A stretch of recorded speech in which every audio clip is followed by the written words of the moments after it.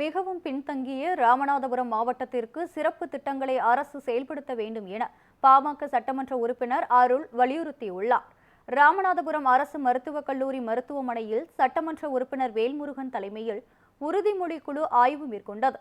உள் நோயாளிகள் மற்றும் வெளி நோயாளிகளிடம் மருத்துவம் குறித்தும் நோயாளிகளுக்கு செய்து கொடுக்கப்பட்டுள்ள வசதிகள் குறித்தும் கேட்டறிந்தனர்.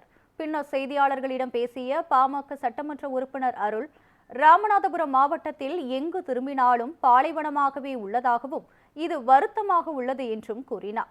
நிலத்தடி நீர் இல்லாததால் மக்கள் பல்வேறு இடங்களுக்கு இடம்பெயர்ந்துள்ளதாகவும் நிலத்தடி நீர்மட்டத்தை உயர்த்துவதற்கு அரசு உரிய நடவடிக்கை எடுக்க வேண்டும் என்றும் தெரிவித்தார். ரொம்ப வருத்தமா இருக்கு. எப்படின்னா எங்க பார்த்தாலும் நிறைய நிலங்கள் இருக்குது, விவசாயமே இல்லை.